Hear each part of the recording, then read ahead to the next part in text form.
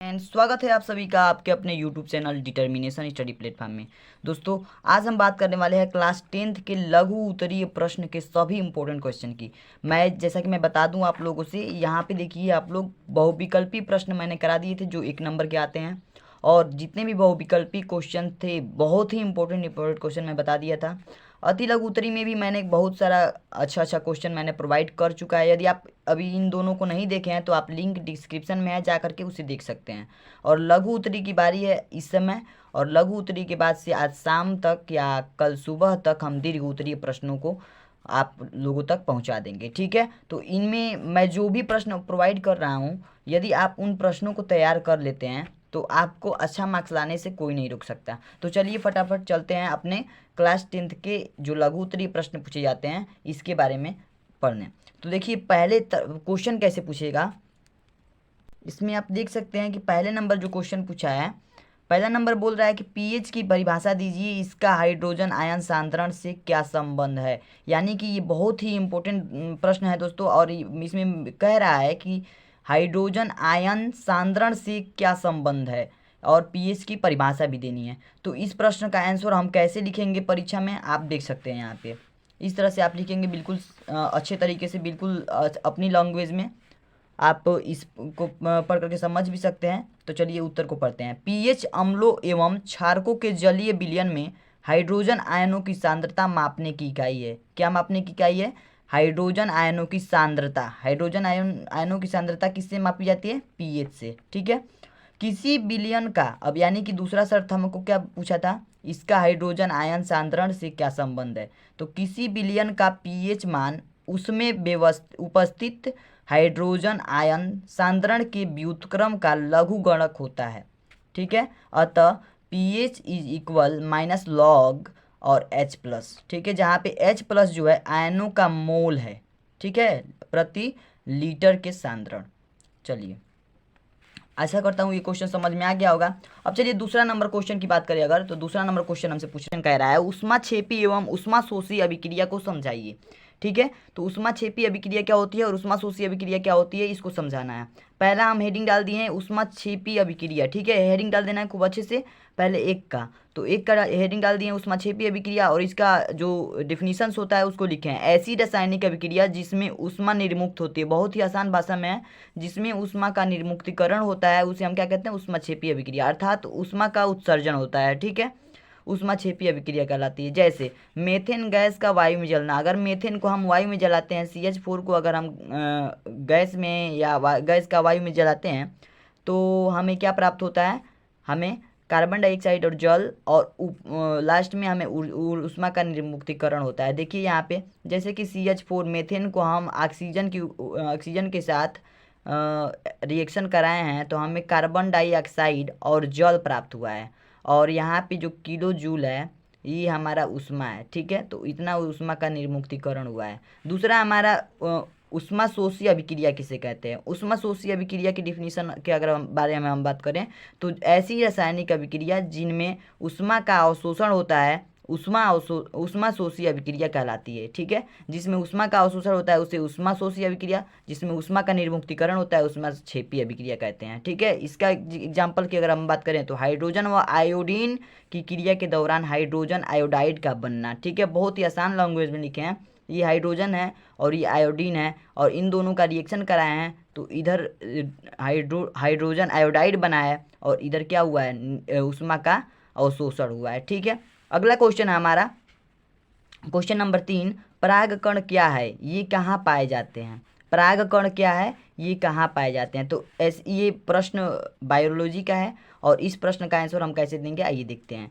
पौधों में नर भाग से मादा भाग, यानी कि पराग कोश से वर्तिकाग्र पर स्थानांतरण को परागकण कहते हैं। ठीक है, नर भाग से मादा भाग का जो स्थानांतरण होता है उसे हम परागकण कहते हैं। परागन के उपरांत निषेचन की क्रिया होती है और प्रजनन की प्रक्रिया आगे बढ़ता है। ठीक है, आशा करता हूँ यहाँ तक समझ गए होंगे। यदि आपको वीडियो पसंद आ रहा है तो प्लीज़ चैनल को सब्सक्राइब कर दीजिए और लाइक कर दीजिए हमारे वीडियो को। अगला क्वेश्चन है हमारा, स्वपरागण तथा पर परागण में अंतर तथा एक एक उदाहरण दीजिए। स्वपरागण और पर परागण में हमको अंतर बताना है और एक एक उदाहरण भी देना है। तो आप ऐसे कॉलम बना सकते हैं, एक तरफ स्वपरागण और एक तरफ पर परागण लिख सकते हैं, ठीक है। और जब स्वपरागण लिखेंगे तो उसी का जो विपरीत होगा वो पर परागण होगा। देखिए सबसे पहला अंतर क्या है, पुष्प का द्विलिंगी होना जरूरी है। स्वपरागण में क्या होता है, पुष्प का द्विलिंगी होना बहुत आवश्यक होता है। अब पर परागण में पुष्प द्विलिंगी अथवा एकलिंगी कोई भी हो सकता है, ठीक है। दूसरा है, नर व मादा भाग एक साथ परिपक्व होने चाहिए। नर और मादा भाग जो होता है एक साथ परिपक्व होने चाहिए। दूसरा में इसमें है, अधिकतम स्थितियों में नर व मादा भाग भिन्न भिन्न समय पर परिपक्व हो सकते हैं, ठीक है, कोई दिक्कत नहीं है। तीसरा नंबर एकदम आसान भाषा में, आप इसे एक याद करेंगे दूसरा अपने आप याद हो जाएगा। कुछ पौधों में के पुष्प बंद ही रहते हैं, कभी खुलते नहीं है, जैसे कि मटर। और इसमें पर परागण में सभी पुष्प खुलते हैं और जननांगों में अनावरित होने देते हैं, ठीक है। और जैसे कि गुलाब, ये पुष्प खुलता है, और मटर क्या होता है, पुष्प खुलता नहीं है, अंदर ही अपना बीज धर देता है।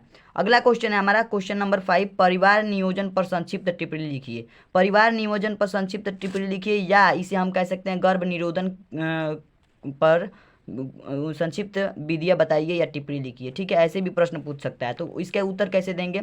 परिवार नियोजन के लिए बहुत सी विधियाँ उपलब्ध है जो निम्नवत है। पहला विधि कौन है, आप ऐसे हेडिंग बना बना कर अगर लिखते हैं और इस तरह से अगर लिखते हैं तो आपको अच्छा मार्क्स लाने से कोई नहीं रोक पाएगा। पहला है अवरोधिका विधियाँ। इन विधियों में मध्यपट, कंडोम, गर्भाशय, ग्रीवा अक्षत का उपयोग किया जाता है। ये मैथुन के समय जननांगों में शुक्राणु को प्रवेश से रोकती है, ठीक है। अगला है हमारा रासायनिक विधियाँ। रासायनिक विधियाँ में क्या हो सकती हैं, परिवार नियोजन के लिए या गर्भ निरोधन के लिए। इस विधि में स्त्री 2 गोलियों का प्रयोग कर सकती है, पहली मुखीय गोली तथा दूसरी योनीय गोली। इन गोलियों का निर्माण हार्मोन्स के द्वारा होता है, ठीक है। किसके द्वारा होता है, हार्मोन्स के द्वारा होता है, जो अंडाणु को डिंबवाहिनी नालिका में जाने से क्या करते हैं, रोकते हैं, उन्हें उत्सर्जित नहीं होने देते हैं, ठीक। ऋणात्मक आया तो हमारा उत्तल लेंस और ऋणात्मक आया तो अवतल लेंस का प्रयोग होगा, ठीक है। तो यहाँ पे 1/f बराबर अगर लिखें तो बराबर में 1/v का मान हम कितना निकाले हैं, -10 दिया है मीटर में, तो इसको सेंटीमीटर में बदले हैं तो -1000 हुआ है। तो 1/-1000 -1 में 1/u बराबर -इन्फिनाइट। तो 1/f बराबर हो जाएगा हमारा 1/-1000, ठीक है। और हम देखें तो यफ बराबर हमें एक खत्म और यफ बराबर हमें मिल जाएगा -1000, यानी कि हम यहाँ पे अगर लिख दें तो हमें यफ बराबर मिलेगा -1000 सेंटीमीटर। अब हम इसको मीटर में बदल देंगे, -10 मीटर। और लेंस की क्षमता जो होती है, लेंस की क्षमता बराबर होता है 1 में यफ। तो यफ की जगह पे क्या है, 1 -10 मीटर, ठीक है। तो इसको अगर हम डिवाइड करते हैं 10 यानी कि 0.1 डायोप्टर आएगा और ये ऋणात्मक होगा। अगर ये ऋणात्मक में आ रहा है मान तो किसका प्रयोग होगा, किस लेंस का प्रयोग होगा, अवतल लेंस का प्रयोग होगा। अगर यही मान धनात्मक में आता है तो हम उत्तल लेंस का प्रयोग करते, ठीक है। नंबर अगर 7 की बात करें तो क्वेश्चन नंबर 7 कह रहा है, निकट दृष्टि दोष से आप क्या समझते हैं, निवारण भी बताइए। निकट दृष्टि दोष का निवारण भी बताना है और वो क्या होता है ये भी बताना है।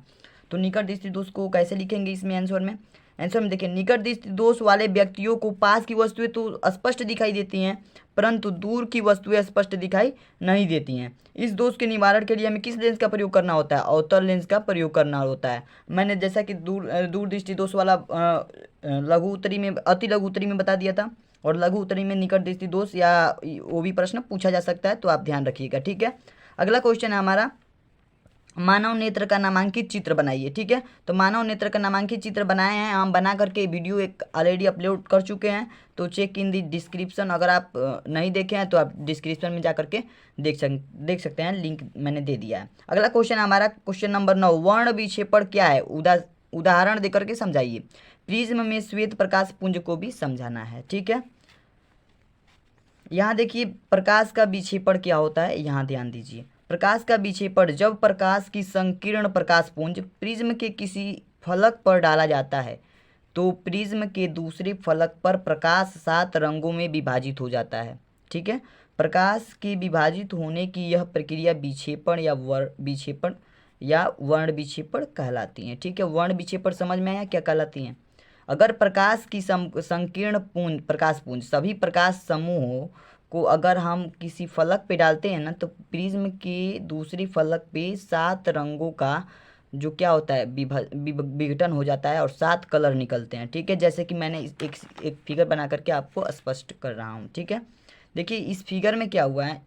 इस फिगर में जो सूर्य का प्रकाश है किसी प्रिज्म पर गया है। ठीक है, इस प्रिज्म से टकरा करके ये ऐसे निकला है। ये सारी किरणें क्या हुई हैं, प्रकाश पुंज की किरणें सारी निकली हुई हैं और ये अलग अलग रंगों में विभाजित हो गई हैं। देखिए यहाँ पे लाल, नारंगी, पीला, हरा, नीला, जामुनी और बैगनी। और इन नंबर को हम उल्टे क्रम में याद कर सकते हैं विबग्योर से। ठीक है, विब, इसको ब्लू, इसको ग्रीन, इसको येलो, इसको ऑरेंज, इसको रेड। यानी कि अगर विबग्योर आप पढ़ लेते हैं तो ये टोटल जितने भी रंग हैं इनको आप आसानी से याद कर लेंगे। ठीक है, तो आप इस तरह से इसको कर लेंगे। अगर आप इस तरह से करते हैं तो आपको फुल मार्क्स मिलेगा। एक इम्पोर्टेंट चीज़ मैं बता दूं तो इसमें सबसे ज़्यादा प्रकाश का जो अधिकतम विचलन होता है, प्रिज्म में प्रकाश का अधिकतम विचलन जो होता है वो जामुनी कलर का होता है। जामुनी कलर का सबसे कम विचलन लाल रंग में होता है। ठीक है, इसे आप याद रखिएगा। अगर अगले क्वेश्चन की बात करें तो आप देख सकते हैं यहाँ पे क्वेश्चन नंबर 10, नीचे दिए गए चित्र में दिए गए विद्युत परिपथ में ए व बी बिंदुओं के बीच परिणामी प्रतिरोध का मान ज्ञात कीजिए। यानी कि ये दिया गया है। ठीक है, ये क्वेश्चन दिया गया है और यहाँ पे एक फिगर दिया गया है। ठीक है, इसको हमें सॉल्व करना है। कैसे करेंगे, इसमें प्रतिरोध का मान ज्ञात करना है, परिणामी प्रतिरोध का मान ज्ञात करना है। कैसे निकालेंगे आइए सीखते हैं। देखिए ऐसे क्वेश्चन देखने में ही डिफिकल्ट लगते हैं लेकिन करने में बहुत ही आसान होते हैं अगर तरीका पता हो तो देखिए इसमें हम देख सकते हैं कि यहाँ पे जो 2 ओम है, 3 ओम है और ये 4 ओम है और यहाँ पे हमारा ए बी स्थित है। ठीक है, और ये हम देख सकते हैं कि ये श्रेणी क्रम में स्थित है। ठीक है ना, श्रेणी क्रम में है। तो श्रेणी क्रम के लिए जो आर बराबर होता है R1 plus R2 plus R3 होता है। ठीक है, R1 plus R2 plus R3 होता है। तो हम यहाँ से निकाल सकते हैं कि R बराबर हो जाएगा 2 ओम, पहला है R1 प्लस 3 ओम प्लस 4 ओम, यानी कि 2 ओम, 3 ओम, 4 ओम, इसको हम क्या करेंगे जोड़ लेंगे। यानी R बराबर हमें क्या प्राप्त होगा 9 ओम। ठीक है, 9 ओम प्राप्त हो गया। यहाँ पे 9 ओम R बराबर निकल गया, यानी कि ये 9 ओम हो गया टोटल। ये टोटल 9 ओम और ये भी 9 ओम। ठीक है ना, तो ये दोनों क्या है, एक दूसरे के समांतर हैं और एक दूसरे के अगर समांतर रहेंगे तो ए बी का जो प्रतिरोध होगा तो वो प्रतिरोध बराबर होगा 1/R इज इक्वल 1/R1 यानी कि 9 ओम। ठीक है ना, 9 प्लस में 1/R2 यानी कि ये 9 ओम, ये टोटल का जोड़ 9 ओम। ठीक है, तो 1/R बराबर 1/9 प्लस 1/9, तो 1/R बराबर जब निकालेंगे तो हर अगर बराबर है तो ऊपर वाले को जोड़ देंगे 1/2/9। ठीक है, 1/2/9 और ये हमारा हो जाएगा R बराबर हो जाएगा, यहाँ पे अगर निकालेंगे तो R बराबर हो जाएगा 9/2 और इसे हम काट देंगे तो 2 चौके 8 और 2 5 के 10, तो इतना ओम हमारा आंसर आ जाएगा। ठीक है, अब देखते हैं हमारा अगला क्वेश्चन है 11 नंबर। 1 मीटर लंबे विद्युत चालक में 2.0 एम्पियर की धारा बह रही है। चालक को 2.5 न्यूटन एम्पियर मीटर तीव्रता वाले चुंबकीय क्षेत्र में 30 डिग्री के कोण पर रखा जाता है।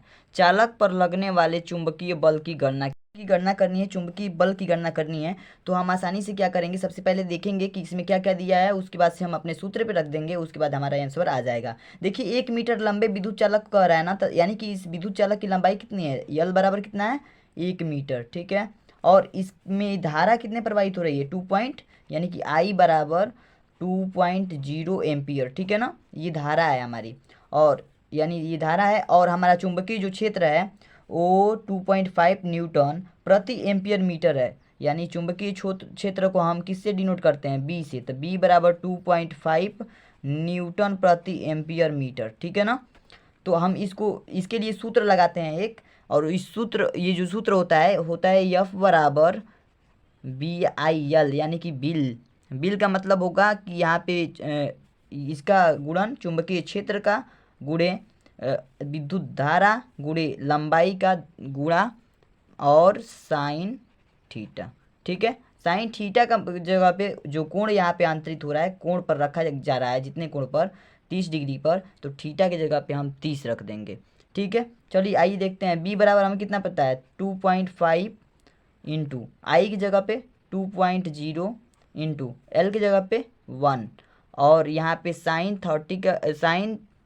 30 रख देंगे, तो साइन 30 का मान हमें क्या प्राप्त होता है, साइन 30 बराबर होता है 1/2, या फिर हम इसे यहाँ पे साइन 30 भी लिख सकते हैं अभी तक।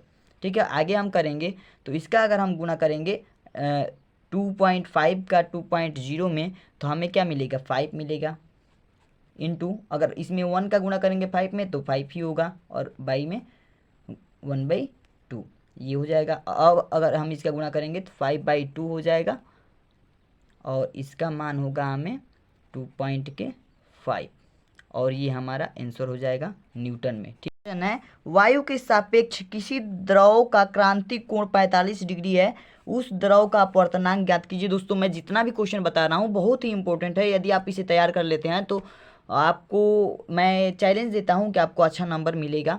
और यदि आप को ये वीडियो पसंद आ रही है तो प्लीज़ लाइक कर दीजिए और चैनल को सब्सक्राइब कर लीजिए। और यहाँ पे देखिए, अगर इसको हम हल करें तो वायु के सापेक्ष किसी द्रव का क्रांतिक कोण को हम C डिनोट करते हैं। ठीक है, 45 डिग्री है, उस द्रव का अपवर्तनांक ज्ञात करना। अपवर्तनांक ज्ञात करने के लिए हम जानते हैं कि वायु के सापेक्ष द्रव का जो अपवर्तनांक होता है, वायु के सापेक्ष यानी वायु के सापेक्ष द्रव का अपवर्तनांक जो होता है ना, अपवर्तनांक होता है 1/sin C, जहाँ पे ये C जो होता है क्रांतिक कोण होता है। तो क्रांतिक कोण बराबर हमें 45 डिग्री दिया है, तो C की जगह पे हम 45 रख देंगे और हमारा आंसर निकल जाएगा। तो 1/sin C की जगह पे 45 रख देंगे तो 45 डिग्री।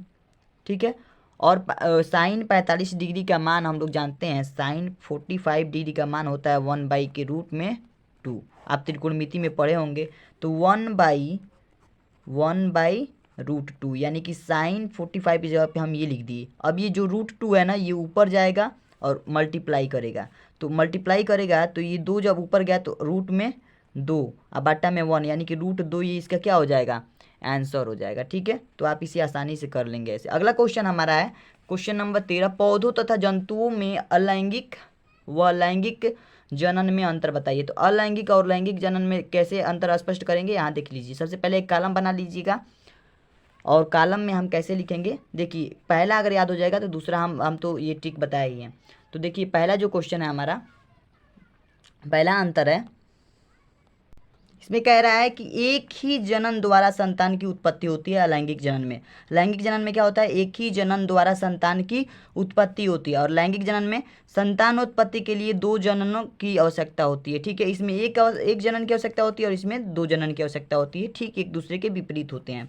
अगला है जिसमें निषेचन नहीं, इसमें निषेचन नहीं होता। किसमें निषेचन नहीं होता है, अलैंगिक जनन में निषेचन नहीं होता है। युग्मकों का संलयन, जिसे प्रायः निषेचन कहते हैं, ये होता है। ठीक है ना, युग्मकों का संयोजन को ही हम निषेचन कहते हैं, और ये निषेचन इस प्रक्रिया में होता है, लैंगिक जनन की प्रक्रिया में होता है। ठीक है, अगला है हमारा, नए जीव पूर्णतया जनन के समान गुणों वाले होते हैं, यानी जनक के समान गुण वाले होते हैं, लेकिन इसमें कोई भी जनन के जो समान गुण होते हैं, लक्षण होते हैं, नहीं होते हैं। संतति के लक्षण में परिवर्तन पाया जाता है, उसमें क्या होते हैं, एक जैसे गुण वाले नहीं होते हैं। ठीक है, अगर हम बात करें अगले क्वेश्चन की, अगला क्वेश्चन हमारा, निस्तापन तथा भर्जन में क्या अंतर है। निस्तापन में अयस्क को निम्न ताप पर वायु की अनुपस्थिति में गर्म किया जाता है। ठीक है, निम्न ताप पर इसे गर्म किया जाता है, और भर्जन को क्या किया जाता है, उच्च ताप पर गर्म किया जाता है। बस यही इसमें अंतर पाया जाता है। ठीक है, निस्तापन को एक बार और पढ़ के सुना दे इसका आंसर। तो निस्तापन में अयस्क को निम्न ताप पर गर्म किया जाता है,